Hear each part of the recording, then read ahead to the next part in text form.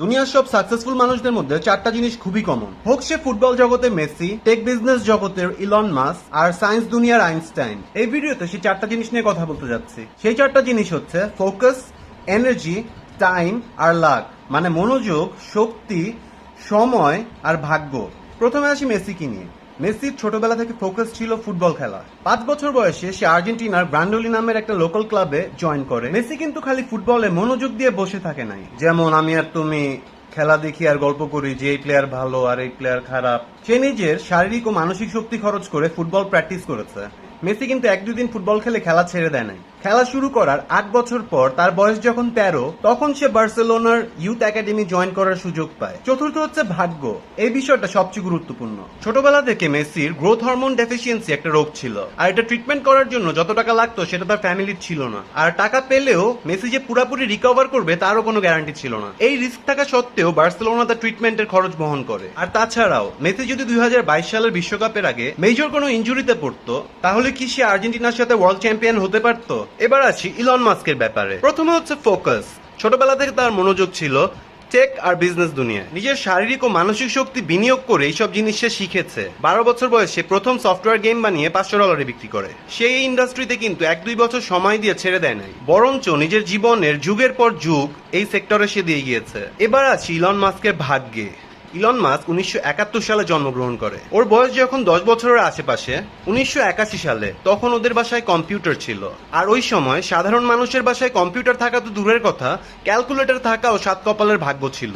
আর Elon Musk জন্মগ্রহণ করেছিল আফ্রিকাতে। আফ্রিকার অবস্থা তো আমরা সবাই জানি। সে যদি এরকম ওয়েলদি একটা পরিবারে, মানে সম্পদশালীন একটা পরিবারে জন্মগ্রহণ না করে আফ্রিকার গরিব কোনো পরিবারে জন্মগ্রহণ করতো, তাহলে তো হয়েছিল কাজ। চলো যাই এবার আইনস্টাইনের কথায়। আইনস্টাইনের ছোটবেলা থেকে মনোযোগ ছিল ম্যাথস আর সায়েন্সে। আইনস্টাইনের বয়স যখন 15-16 আশেপাশে, সে তখন ম্যাথস আর ফিজিক্সে সারাদিন এত গভীরভাবে ডুবে থাকতো যে সে তার স্কুলের অন্য সাবজেক্ট গুলাতে খুব বাজে মার্কস পেত।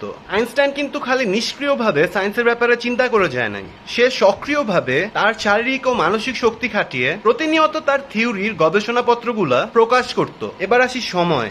আইনস্টাইন কিন্তু 1-2 বছরে সায়েন্সের দুনিয়ায় সময় দিয়ে বিখ্যাত হয় নাই, বরঞ্চ সে তার সারা জীবন পার করে দিয়েছে এই বিজ্ঞান গবেষণার উপর। এবার আসি আইনস্টাইনের ভাগ্যে। আইনস্টাইনের থিওরি অফ রিলেটিভিটি ছাড়া যেমন আমরা মহাকাশে এত সাফল্যতা পেতাম না, ঠিক তেমনি নিকোলাস টেসলা আরেকজন ব্যক্তি ছিল যার গুরুত্বপূর্ণ আবিষ্কারগুলো ছাড়া আমরা ইলেকট্রিক্যাল ইঞ্জিনিয়ারিং এর জগতে এত আপডেটেড টেকনোলজি পেতাম না। কিন্তু আইনস্টাইনের নাম যতজন মানুষ জানে, তার অর্ধেক মানুষও নিকোলাস টেসলার নাম জানে না।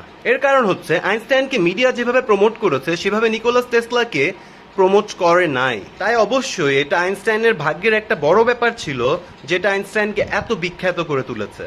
কিন্তু এগুলো ছাড়াও আরো 2টা জিনিস সাকসেসফুল মানুষদের মধ্যে খুবই কমন। সেটা হচ্ছে পেশেন্স আর পারসিস্টেন্সি, মানে ধৈর্য আর হার না মানা। মেসি, ইলন মাস্ক, আইনস্টাইন তাদের গন্তব্যে পৌঁছানোর আগে অনেক সমস্যার মুখোমুখি হয়েছে। যেমন মেসি তার ক্যারিয়ারে টোটাল 55 বার ইনজুরি ফেস করেছে। ইলন মাস্কের প্রথম 3টা রকেট লঞ্চ একদমই সাকসেসফুল ছিল না। আর মজার কথা হচ্ছে যে আইনস্টাইনের মতো মানুষও ইউনিভার্সিটির ভর্তি পরীক্ষায় ফেল করেছিল। কিন্তু যেই সমস্যায় ফেস করে থাকুক না কেন, এই মানুষগুলো হার মানে নাই। তারা ধৈর্য ধরে তাদের কাজ চালিয়ে গিয়েছে, আর বাকিটা ইতিহাস। তো 6টা জিনিস যদি আবার রিক্যাপ করি: focus, energy, time, luck, patience and persistency. অর্থাৎ মনোযোগ, শক্তি, সময়, ভাগ্য, ধৈর্য আর হার না মানা।